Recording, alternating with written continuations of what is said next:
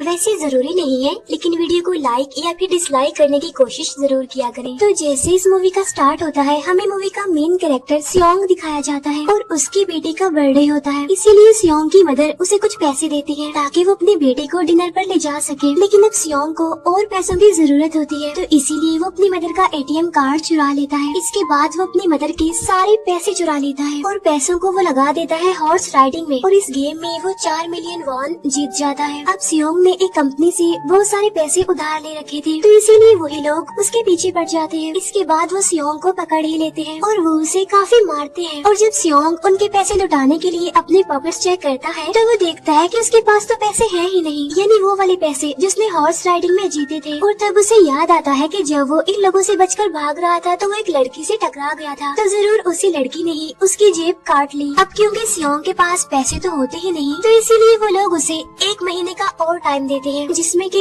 वो उनके पैसे लौटा दे। इसके बाद सियोंग कुछ पैसों का अरेंज करता है और अपने बेटे को डिनर पर ले जाता है। इसके बाद सियोंग जल्दी से स्टेशन पर पहुंचता है, लेकिन अनलकीली उसकी ट्रेन तो मिस हो गई थी। और जब सियोंग वहां पर बैठकर ट्रेन के आने का वेट कर रहा था कि तभी अचानक से उसके पास एक आदमी आता है, और ये अननोन पर्सन था, यानी सियोंग उसके बारे में कुछ नहीं जानता था। फिर वो अननोन पर्सन सियोंग को कहता है कि मैं तुम्हारे साथ एक गेम खेलना चाहता हूँ। वो सियोंग को कहता है कि अगर तुम इस गेम में जीत गए तो मैं तुम्हें 1 लाख वॉन दूंगा। तब इतने सारे पैसों का सुनकर सियोंग ये गेम खेलने के लिए एग्री हो जाता है। इसके बाद सियोंग काफी मार खाने के बाद ये गेम जीत जाता है, यानी वो 1 लाख वॉन हासिल कर लेता है। इसके बाद वो अननोन पर्सन सियोंग को एक कार्ड देता है, ये कहते हुए कि अगर तुम और पैसे जीतना चाहते हो तो इस कार्ड पर जो नंबर लिखा हुआ है उस पर कांटेक्ट करना। इसके बाद सियोंग जब अपने घर जाता है तो उसकी मदर उसे कहती है कि तुम्हारी बेटी अगले साल अपने स्टेप फादर के साथ US में शिफ्ट हो रही है। यहाँ पर हमें ये पता चलता है कि सियोंग की डिवोर्स हो गई है और उसकी वाइफ ने दूसरी शादी भी कर ली है। लेकिन सियोंग कभी भी ये नहीं चाहता था कि उसकी बेटी उससे दूर जाए, लेकिन उसे बहुत सारे पैसे चाहिए होते हैं अपनी बेटी की कस्टडी वापस लेने के लिए, तो इसीलिए सियोंग उस कार्ड वाले नंबर पर कॉल करता है। इसके बाद सियोंग को एक गाड़ी में लाया जाता है जहाँ पर और भी लोग थे, लेकिन फिर उन सारे लोगों को बेहोश कर दिया जाता है। और जब उन सब लोगों की आँख खुलती है तो वो खुद को एक फैसिलिटी में पाते हैं जहाँ टोटल 456 लोग थे, और वो वहाँ पर एज अ प्लेयर थे, क्योंकि उन सबको एक यूनिफॉर्म भी पहनाया हुआ था। इस फैसिलिटी का होस्ट यानी लीडर एक आदमी था जो कि फ्रंट मैन था वहाँ पर, और वो सब पर नजर रख रहा था। अब यहाँ पर एक कॉमन चीज थी कि जितने भी लोगों को वहाँ पर लाया गया था उन सब ने कर्जे लिए हुए थे बहुत ज्यादा। सियोंग वहाँ पर प्लेयर नंबर 1 से मिलता है जो कि एक बूढ़ा आदमी था। उस बूढ़े आदमी को ब्रेन ट्यूमर था, यही वजह थी कि वो यहाँ पर आया था, क्योंकि उसकी लाइफ तो वैसे भी खत्म ही होने वाली थी। इसके बाद वहाँ पर 2 प्लेयर्स जिनमें लड़के का नाम सैबियोक और लड़के का नाम जेंग होता है, उनके बीच फाइट होती है। अब यहाँ पर सैबियोक वही लड़की थी जो सियोंग के पैसे लेकर भाग गई थी, यानी उसी ने उसकी जेब काटी थी। सियोंग तो उसे देखते ही पहचान लेता है, इसीलिए वो अपने पैसे मांगने के लिए उसके पास जाता है। तभी वहाँ पर कुछ गार्ड्स आ जाते हैं जिन्होंने पिंक कलर का यूनिफॉर्म पहना था और उनके फेस अच्छी तरह से कवर्ड थे। गार्ड्स उन सभी प्लेयर्स को बताते हैं कि तुम्हें यहाँ पर टोटल 6 गेम्स खेलनी होंगी और जो इस गेम का विनर होगा उसे बहुत सारे पैसे मिलेंगे। इसके बाद उन सबसे एक कॉन्ट्रैक्ट पर साइन करवाया जाता है, और इस कॉन्ट्रैक्ट के 3 मेन रूल्स थे। पहला रूल ये कि कोई भी प्लेयर अपनी मर्जी से गेम को छोड़कर नहीं जा सकता। दूसरा रूल ये होता है कि जो भी प्लेयर खेलने से मना करेगा तो उस प्लेयर को एलिमिनेट कर दिया जाएगा, और उनके मुताबिक एलिमिनेट का मतलब क्या था ये तो हम आगे ही जानेंगे। गेम का तीसरा रूल ये था कि अगर मेजोरिटी इस गेम को खेलना नहीं चाहती तो वो इस गेम को छोड़कर जा सकते हैं। इसके बाद उन सबको गेम के लिए ले जाया जाता है। अब यहाँ पर सियोंग अपने क्लासमेट सैंगवू से भी मिलता है जो कि उसे बचपन से जानता था। सियोंग उसे वहाँ पर देखकर काफी हैरान होता है, क्योंकि वो तो किसी बिजनेस के लिए आउट ऑफ कंट्री चला गया था। अब पहले गेम के लिए वहाँ पर एक काफी बड़ी डॉल थी, और इस गेम का रूल काफी सिंपल था, और वो ये था कि डॉल जब भी गाना गाएगी उन सबको आगे बढ़ना है, और जैसे ही वो गाना बंद करेगी तो उन सबको रुक जाना है और मूव नहीं करना है, और अगर कोई हिल गया तो उसे एलिमिनेट कर दिया जाएगा। अब स्टार्टिंग में तो ये सब कुछ उन्हें किसी प्रैंक की तरह लग रहा था, लेकिन जब एक लड़का हिल जाता है तो उसे शूट करके मार दिया जाता है, और यही होता है एलिमिनेट का मतलब, यानी उन्हें मार दिया जाएगा। अब ये देखकर वो सारे लोग काफी घबरा जाते हैं, और उन्हें पता चल चुका था कि वो खतरे में है, इसीलिए लोग डरते हुए पैनिक करते हुए इधर उधर भागने लगते हैं।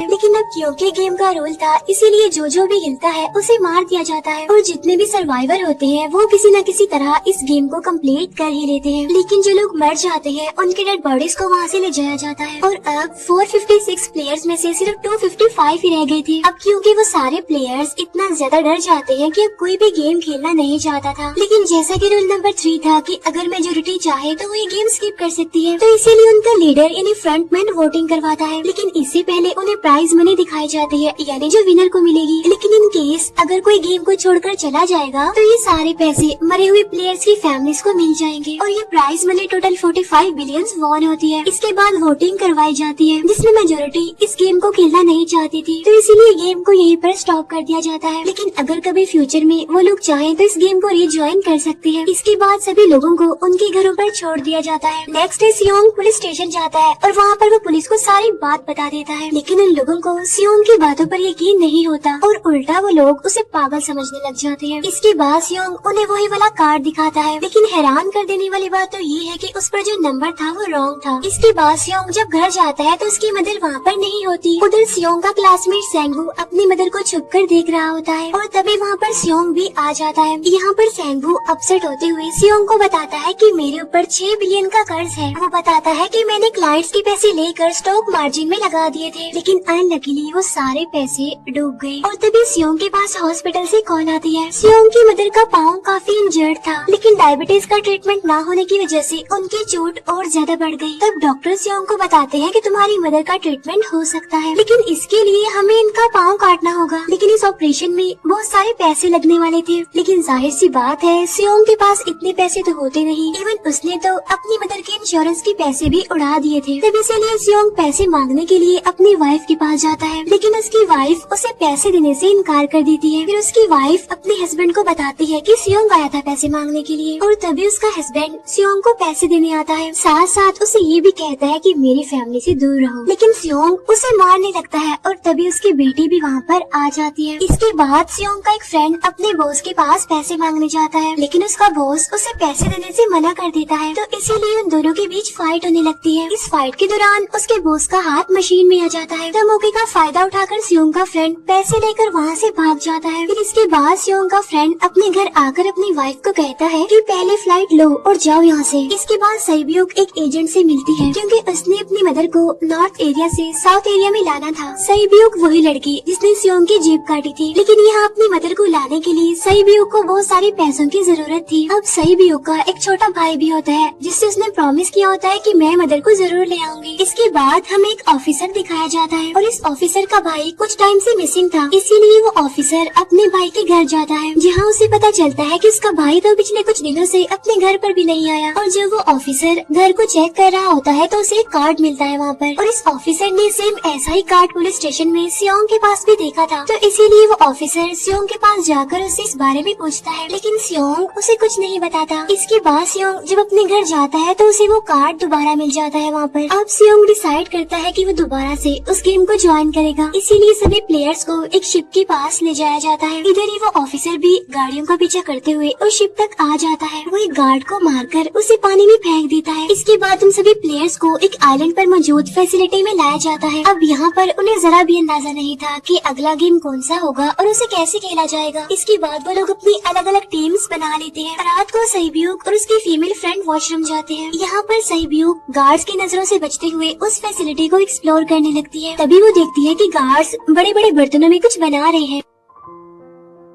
लेकिन अब क्योंकि गार्ड्स को शक हो जाता है तो ये गार्ड वॉशरूम्स को चेक करने के लिए आता है। लेकिन तब तक सईब्यूक वापस आ चुकी थी। इसके बाद सईब्यूक अपनी फीमेल फ्रेंड को सारी बात बता देती है जो उसने देखा था, लेकिन यहाँ पर सेंगू उन दोनों की बातें सुन लेता है और वो इस बारे में सईब्यूक से पूछता है, जिस पर सईब्यूक बताती है कि वो बड़े बड़े बर्तनों में कुछ पका रहे थे। इसके बाद उन सभी प्लेयर्स को प्ले ग्राउंड में लाया जाता है, जहाँ पर उनके सामने 4 शेप्स थी। 4 शेप्स में से उन्होंने किसी एक शेप को चूज करना था। अब यहाँ पर सेंगू को पता चल जाता है कि गेम क्या है और क्या करना है हमें। सेंगू सियोंग को बताता है कि सबने अलग अलग शेप्स को चुनना है। इसके बाद उन सभी को एक छोटा सा बर्तन दिया जाता है जिसमें की शेप्स बनी होती है। अब गेम उनकी ये होती है कि उन्होंने किसी तरह उस शेप को बाहर निकालना है बगैर डैमेज किए, लेकिन अगर शेप जरा से भी खराब हो गई तो उन्हें एलिमिनेट कर दिया जाएगा, यानी मार दिया जाएगा। अब यहाँ पर सैंगवू तो इजीली उस शेप को निकाल लेता है, लेकिन स्योंग इतना ज्यादा घबरा जाता है कि उसकी हालत खराब होने लगती है। लेकिन फिर वो किसी न किसी तरह करके इस गेम को भी जीत लेता है। इसके बाद उन सबको वापस से रूम में लाया जाता है। अब यहाँ पर 187 प्लेयर्स वापस आए थे, जिनमें से अब सिर्फ 108 ही रह गए थे। इसके बाद उन सबको खाने के लिए ले जाया जाता है, लेकिन खाने की वजह से जैंग की एक लड़के से फाइट हो जाती है, जहाँ पर जैंग उस लड़के को इतना ज्यादा मारता है कि वो मौके पर ही मर जाता है। इधर ही हम देखते हैं कि उन प्लेयर्स में से एक डॉक्टर होता है जो गार्ड्स के साथ मिलकर मरे हुए लोगों के ऑर्गन्स निकाल कर उन्हें चाइनीज को बेचने का काम करता है। इसीलिए जब भी डेड बॉडीज को ले जाया जाता है तो वो डेड बॉडीज को गायब कर लेते हैं, क्योंकि ये सब कुछ एक प्लान के अकॉर्डिंग चल रहा था, क्योंकि ये सारा कुछ फ्रंट मैन से छुप कर हो रहा था। यही वजह थी कि कंट्रोल रूम में भी उन्होंने अपना ही एक आदमी बिठाया हुआ था जो कि उन लोगों की सारी वीडियो फुटेज डिलीट कर देता था, और गार्ड्स तो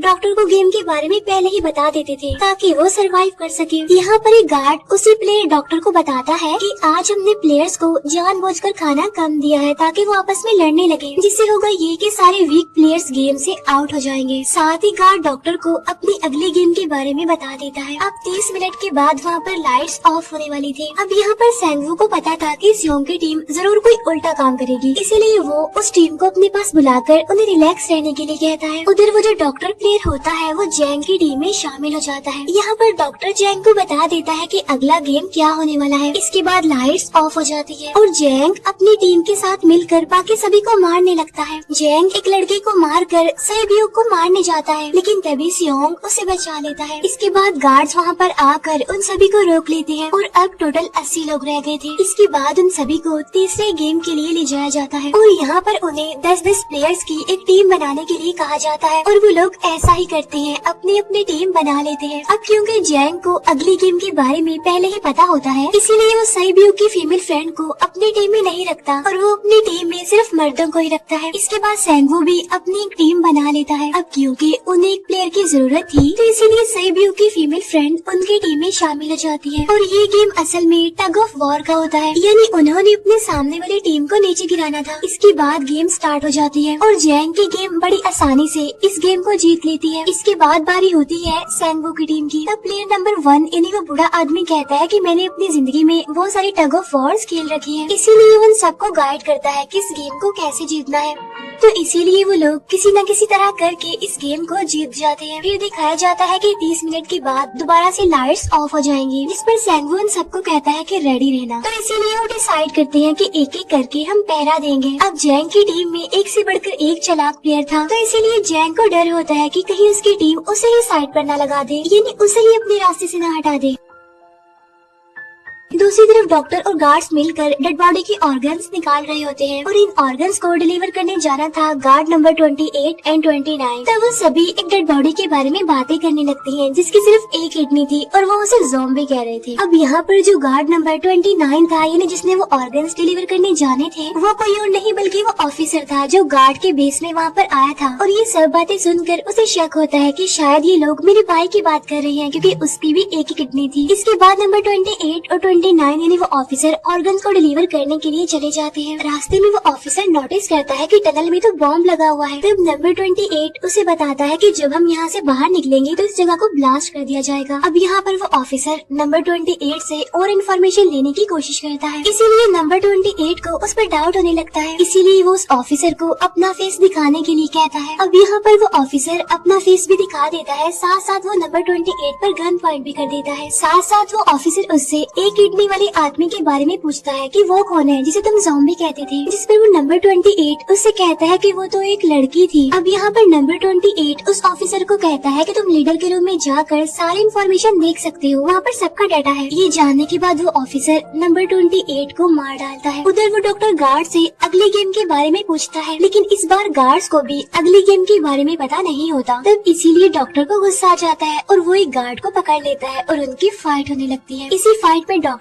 उस गार्ड को मारकर वहाँ से भाग जाता है। इसके बाद एक गार्ड भी उसका पीछा करता है और वो दोनों प्लेग्राउंड में आ जाते हैं। यहाँ पर गार्ड डॉक्टर को अपनी बातों में फंसाकर उसे मारने वाला होता है, लेकिन तभी लीडर इन्हें फ्रंटमैन आकर उसे मार डालता है और बाद में वो उस डॉक्टर को भी मार डालते हैं। साथ साथ इन्हें वहीं पर नंबर 28 की डेड बॉडी भी मिल जाती है, जिससे इन्हें ये पता चल जाता है कि फैसिलिटी में कोई घुस गया है। उधर वो ऑफिसर लीडर इन्हें फ्रंटमैन के रूम तक पहुँच जाता है। तब वो चेक करते करते एक ऐसे रूम में जाता है जहाँ पर सबकी रिकॉर्ड्स थे। और जब वो ऑफिसर रिकॉर्ड चेक कर रहा होता है तो उसे सभी विनर्स की एक लिस्ट मिलती है जिसमें उसके भाई का भी नाम था, यानी वो भी कभी विनर था। उधर सभी प्लेयर्स को 4th गेम के लिए ले जाया जाता है जहाँ पर उन सबको अपना अपना पार्टनर चुनने के लिए कहा जाता है और वो प्लेयर्स करते भी ऐसा ही है, अपना अपना पार्टनर चुन लेते हैं। सहयोग की फीमेल फ्रेंड भी अपना पार्टनर ढूंढने की कोशिश करती है लेकिन कोई भी उसका पार्टनर बनने को तैयार ही नहीं था। इसके बाद सभी प्लेयर्स को 10-10 मार्बल्स दिए जाते हैं। असल में ये गेम ऐसी होती है कि एक प्लेयर को अपने पार्टनर से सारे मार्बल्स लेने होते हैं बगैर कोई जोर जबरदस्ती किए, और जो दूसरा पर्सन होगा यानी जिसके पास मार्बल्स नहीं होंगे उसे मार दिया जाएगा। फिर सैंगवू और सियोंग का फ्रेंड ऑड और इवन का गेम खेलते हैं जिसमें कि उन्होंने गेस करना था कि सामने वाले के हाथ में कितने मार्बल्स हैं। अब यहाँ पर सियोंग का फ्रेंड सैंगवू के सारे मार्बल्स जीत जाता है जिसकी वजह से लास्ट में सैंगवू के पास सिर्फ एक ही मार्बल बचता है। अब क्योंकि सैंगवू को पता चल चुका था कि अब वो बच नहीं पाएगा, इसीलिए वो सियोंग के फ्रेंड को अपनी बातों में फंसा कर उसे ये यकीन दिलाता है कि अगर हम में से कोई भी हार गया तो हारे हुए लोगों का मैच दोबारा करवाया जाएगा। अब यहाँ पर सैंगवू धोखे से सियोंग के फ्रेंड के सारे मार्बल्स चेंज कर देता है। इसके बाद सैंगवू मार्बल्स लेकर गार्ड को दे देता है और वहाँ से बाहर चला जाता है। और जब सियोंग का फ्रेंड मार्बल्स चेक करता है तो वहाँ पर पत्थर होते हैं। उधर प्लेयर नंबर 1 यानी उस बूढ़े आदमी की हालत खराब हो रही थी, इसीलिए वो तो इधर उधर घूम रहा था लेकिन सियोंग किसी तरह उसे खेलने के लिए एग्री कर लेता है। अब यहाँ पर वो दोनों यानी वो बूढ़ा आदमी और सियोंग भी इवन आउट खेलते हैं। अब इनमें से वो बूढ़ा आदमी सियोंग के सारे मार्बल्स जीत जाता है लेकिन लास्ट राउंड में वो बूढ़ा आदमी भूल जाता है कि उसने क्या चूज किया था। तो यहाँ पर सियोंग उसे बातों में फंसा कर उसके सारे मार्बल्स ले लेता है। लेकिन यकीन मानिए कि वो बूढ़ा आदमी काफी चालाक था, उसने एक मार्बल अपने पास ही रखा हुआ था और वो दोबारा से इधर उधर घूमने लगता है। अब यहाँ पर सियोंग उसे रिक्वेस्ट करता है कि प्लीज मेरे साथ एक और गेम खेलो ना। तब यहाँ पर वो बूढ़ा आदमी कहता है कि मुझे पता है कि तुमने सारे मार्बल्स धोखे से लिए हैं मुझसे। वो कहता है कि मुझे सब पता था, बस मैं पागल बनने की एक्टिंग कर रहा था। तभी सुनकर सियोंग को उस पर तरस आ जाता है और वो उसे ही सारे मार्बल्स दे देता है। उसके बाद सैब्यूक और उसकी फीमेल फ्रेंड भी गेम खेल रहे होते हैं। उनकी गेम ये होती है कि जो मार्बल्स को दीवार के ज्यादा करीब फेंकेगा वही जीतेगा। पहले सैब्यूक अपने मार्बल्स फेंकती है लेकिन जब सैब्यूक की फ्रेंड की बारी आती है तो वो अपने सारे मार्बल्स फेंक देती है। लेकिन जब सैब्यूक ये देख लेती है तो वो अपने फ्रेंड को दोबारा फेंकने के लिए कहती है, जिस पर उसकी फ्रेंड कहती है कि नहीं सैब्यूक, मैं बिल्कुल अकेली हूँ, मेरे पीछे तो कोई भी नहीं है, लेकिन अगर तुम्हें कुछ हो गया तो ये अच्छी बात नहीं है, तुम्हारे पीछे तुम्हारा छोटा भाई है, तुम्हारा वेट कर रहा है। और इसी वजह से सैब्यूक की फ्रेंड को मार दिया जाता है। इसके बाद उन सबकी डेड बॉडीज को वहाँ से ले जाया जाता है। इसके बाद वो सब वापिस से रूम में आ जाते हैं। यहाँ पर जैंग देखता है कि सैब्यूक की वो वाली फ्रेंड तो अभी तक जिंदा है जो कि बड़ी आराम से बैठी हुई थी। अब यहाँ पर हमें पता चलता है कि सैब्यूक की ये वाली फ्रेंड जैंग की भी फ्रेंड थी, लेकिन अब क्योंकि उन दोनों के बीच किसी बात को लेकर क्लैश चल रहा था तो इसीलिए जैंग की वो फ्रेंड उसे बुली करने लगती है। इसके बाद फ्रंटमैन को एक डेड बॉडी के पास उस ऑफिसर का आईडी कार्ड मिल जाता है। तभी फ्रंटमैन को पता चलता है कि उसके सारे वीआईपीज आ चुके हैं, तो इसीलिए फ्रंटमैन उन्हें लेने के लिए चला जाता है। फिर सारे वीआईपीज को उनके रूम में लाया जाता है। इसके बाद फ्रंटमैन वीआईपीज के आने के बारे में एक और आदमी को जाकर बताता है और यही आदमी मेन होता है। और ये कौन होता है हम ये आगे जानेंगे। फिर नेक्स्ट डे उन सबको 5वीं गेम के लिए लाया जाता है जहाँ पर 1 से लेकर 16 तक नंबर पड़े होते हैं और वो सभी प्लेयर्स अपना अपना नंबर ले लेते हैं। नंबर का मतलब ये था कि जो नंबर भी एक प्लेयर पर आएगा उसके मुताबिक उसकी बारी आएगी। अब यहाँ पर लास्ट में पहला और आखिरी नंबर रह जाता है यानी 1 और 16। तो यहाँ पर सियोंग कंफ्यूज हो जाता है कि उसे कौन सा नंबर चूज करना चाहिए। अगर उसने पहला नंबर लिया तो वो फंसेगा और मरेगा क्योंकि उसे नहीं पता कि गेम क्या है, और अगर लास्ट नंबर लेगा तो क्या पता उसकी बारी ही ना आए, टाइम कम रह जाए। और तभी वहाँ पर एक आदमी आ जाता है और वो सियोंग को कहता है कि मुझे पहला नंबर चाहिए क्योंकि मैं अपनी जिंदगी में कभी भी फर्स्ट नंबर पर नहीं आया। फिर इसके बाद उन्हें गेमिंग रूम में लाया जाता है। अब इस गेम का रूल ये होता है कि दिए हुए टाइम में उन्हें ब्रिज की दूसरी साइड पर जाना है। अब इसके बीच में 2 तरह के ग्लास लगे होते हैं, एक तो होता है आम ग्लास और एक होता है टेम्पर्ड ग्लास। आम ग्लास पर पाँव रखते ही वो टूट जाएगा और वो लोग नीचे गिर जाएंगे। इसके बाद गेम स्टार्ट हो जाता है और वो लोग एक एक करके मरने लगते हैं। फिर एक टाइम ऐसा आता है जब जैंग सबके सामने होता है और वो आगे ही नहीं बढ़ रहा होता। अब उनके पास एक ही रास्ता था, या तो वो आगे जाए या सारे ही मर जाएं। और तभी जैंग के सामने उसकी वही फ्रेंड आ जाती है जो उसे बुली कर रही थी और वो जैंग को कहती है कि मैंने तुम्हें कहा था कि जिस दिन तुमने मुझे धोखा दिया मैं तुम्हें मार दूंगी। इसके बाद वो जैंग को पकड़ लेती है और उसे लेकर नीचे कूद जाती है, जिसकी वजह से उन दोनों की मौत हो जाती है। और वहाँ पर एक आदमी था जो कि ग्लास कंपनी में काम करता था और उसे पता था कि टेम्पर्ड ग्लास कौन सा है, लेकिन जब फ्रंट मैन को इस बात का पता चल जाता है तो वो लाइट्स ऑफ करवा देता है ताकि वो ग्लास को पहचान ही ना पाए। अब लास्ट में एक ही स्टेप बचता है और उनके पास तो टाइम ही नहीं था, इसीलिए सेंगवू उस आदमी को धक्का दे देता है। तो यहाँ पर सेंगवू, सियोंग और सैब्यूक ब्रिज को पार कर लेते हैं, लेकिन ग्लास टूटने की वजह से उन्हें काफी चोट लग जाती है, खास तौर पर सैब्यूक को।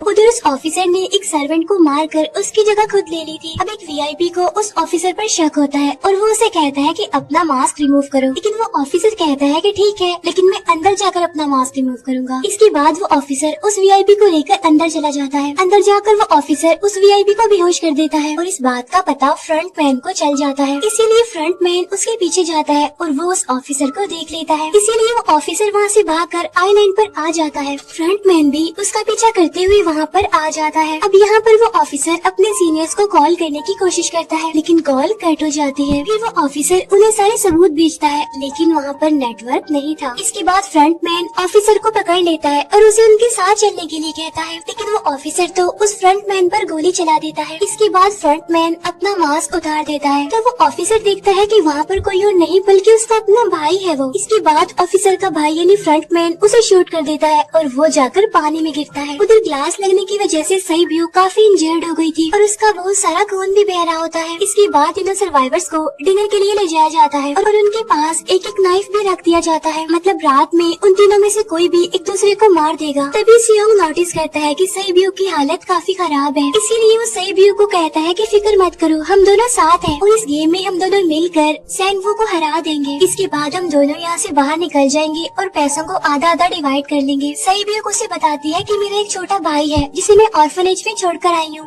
और अगर हम दोनों में से कोई भी जिंदा बचकर बाहर जाएगा तो उसे उन दोनों की फैमिलीज का ख्याल रखना होगा। अब सैब्यूक की हालत काफी खराब थी, उसे डॉक्टर की जरूरत थी, इसीलिए सियोंग कोई मदद लाने के लिए जाता है, लेकिन जब तक वो वापस आता है तब तक सेंगवू सैब्यूक को मार चुका था। फिर नेक्स्ट डे उन दोनों को गेम नंबर 6 यानी लास्ट गेम के लिए ले जाया जाता है। गेम का रूल बड़ा ही सिंपल था कि मार दो या मर जाओ और इस गेम का नाम होता है स्क्विड गेम। इसके बाद गेम स्टार्ट हो जाती है और उन दोनों के बीच काफी फाइट होती है, लेकिन लास्ट में सेंगवू की हालत खराब होने लगती है। तभी सियोंग कहता है कि मैं इस गेम को रोकना चाहता हूँ और तभी सियोंग सेंगवू को उसके साथ चलने के लिए कहता है, लेकिन सेंगवू तो अपने आप को ही मार डालता है, जिसकी वजह से सियोंग गेम जीत जाता है। फिर फ्रंट मैन सियोंग को कहता है कि तुम बहुत अच्छा खेले, लेकिन मुझे इसकी उम्मीद नहीं थी। इसके बाद सियोंग को उसके घर पर छोड़ दिया जाता है और उसके पास एक एटीएम कार्ड भी था और जब सियोंग उस एटीएम कार्ड को जाकर चेक करता है तो वो देखता है कि सारे पैसे उसके अकाउंट में भेज दिए जाते हैं। इसके बाद सियोंग अपने घर जाता है, लेकिन तब तक उसकी मदर की डेथ हो जाती है। इसके बाद हमें 1 साल बाद का सीन दिखाया जाता है,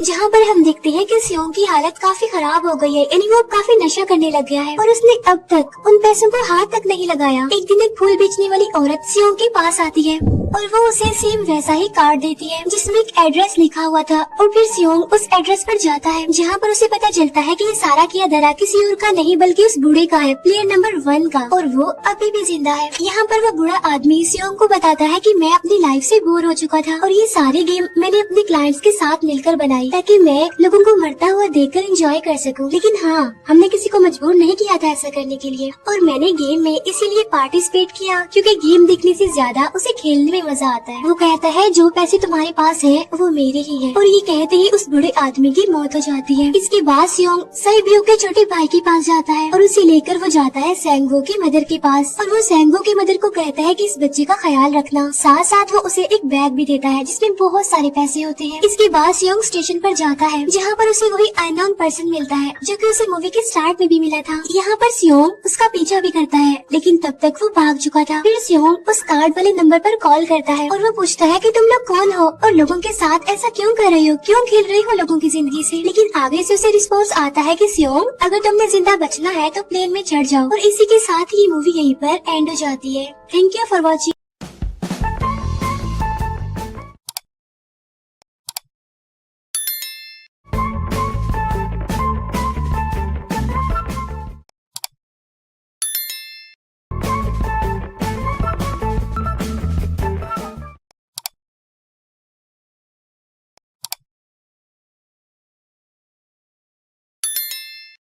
है।